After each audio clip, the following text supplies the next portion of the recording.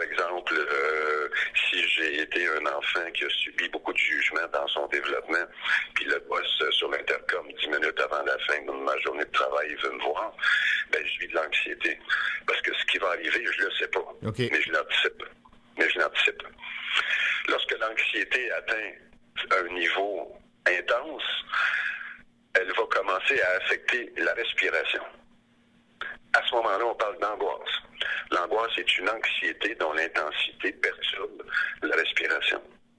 Et la panique, c'est la perte de contrôle sur le mécanisme, sur la réaction émotive qui entraîne l'hyperventilation, puis éventuellement la possibilité d'une perte de connaissance. Wow!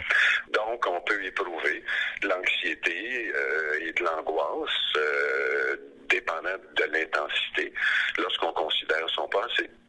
Donc, peur, anxiété, angoisse et panique. Oui. OK. Et pour moi, il y a deux types d'anxiété, précise et diffuse. La diffuse, par exemple, c'est si tu as un parent, par exemple, pour être un petit peu plus près de toi et moi, si le père est un agresseur sous différentes formes, je suis pas dans le même état dans une journée selon qu'il est présent ou absent. S'il a l'habitude d'arriver vers les 5h, 5h15, mon anxiété va commencer à s'intensifier vers 4h45, 5h moins 5, 5h. Dans quel état va-t-il arriver? Surtout s'il y a un problème de consommation. À 5h15, s'il n'est pas arrivé, je sais qu'il va arriver vers 6h15, 6h30, 7h, puis il va être un peu chaud. Puis là, ça va brasser. Ma mère nous avise d'être tranquille parce que papa va arriver bientôt. Fait que là, je vis une anxiété qui monte, puis qui monte, puis qui monte parce que je ne sais pas quelle sorte de maudite ambiance dans laquelle je vais vivre. Ça va être quoi l'ambiance à soir? Fait que qu'est-ce que je vais faire? Dès le moment où il rentre, mon cœur débat, puis je vais regarder de quoi il a l'air. Je vais commencer à analyser son regard, sa démarche, enregistrer son thème de voix.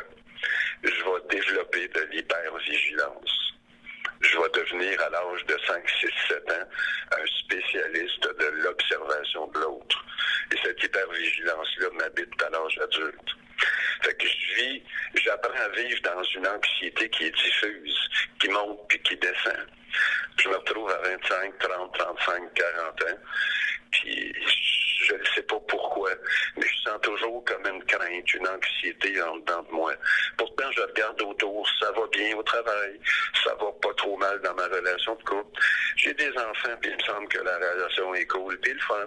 Je viens de changer ma voiture cette année. Il me semble que ça va bien. Comment ça se fait que je me sens comme ça? Ben, c'est une anxiété diffuse. Elle monte, puis elle descend, elle flotte en dedans de moi. C'est ce que j'ai appris. Okay. Parce que je suis toujours dans l'anticipation qu'il y a quelque chose qui va arriver. Oui, c'est ça. Puis l'anxiété qui est reliée, ben c'est relié à un thème qui est un petit peu plus précis. Je sais pas, exemple, si j'ai vécu du rejet, j'ai tendance à la jalousie. La jalousie étant la manifestation de la peur du rejet dans une relation de couple, elle est basée sur un sentiment d'infériorité, c'est-à-dire la certitude que qui que ce soit d'autre risque de provoquer beaucoup plus d'attrait que ma propre personne. J'ai tendance au contrôle, mais j'accepte que ma conjointe puisse ici et là sortir avec ses amis de filles. Ben, mon anxiété monte parce qu'elle va-tu rencontrer quelqu'un qui va la charmer plus que moi. Le thème est plus précis. Fait que là, l'anxiété est reliée à un événement précis. Et dans ces deux cas-là, pour travailler à défaire cette anxiété-là, c'est la même stratégie que vous mentionniez tantôt. Toujours. Okay. En spiritualité, quand on lit des livres intelligents, je dis ça parce qu'il y en a des pas intelligents, on dit toujours ceci, on a le choix entre l'amour ou la peur. Ça fait que, comme l'écrit Catherine Angelet dans son livre En danger de silence, la peur cache la vie. Ça fait que c'est toujours la même chose. J'arrive au monde avec 3 peurs innées et toutes les autres peurs sont acquises. Fait qu'une fois que ces peurs-là commencent à s'ancrer en dedans de moi, elles réorientent le comportement, elles modifient la conduite. Elles font dévier la conduite du sentier qui est prévu par la nature. Alors, peu importe ce dont il s'agit, j'ai pas le choix. Je suis toujours réduit au même. J'ai des craintes à affronter et cette crainte-là, pour être éliminée, doit d'abord et avant tout être ressentie. Je ne peux pas me battre contre un ennemi qui est absent. Et ce qu'on enregistre dans la partie du cerveau émotionnel, ce qu'on appelle le limbique, ça devient des automatismes. C'est ce que vous mentionniez tantôt.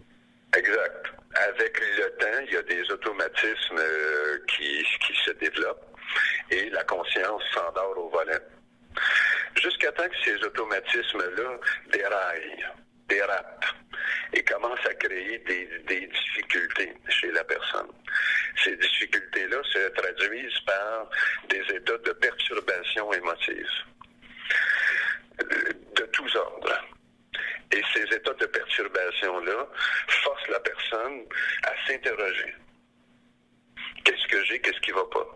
Ça fait un bout de temps que je me sens comme ci, comme ça, etc.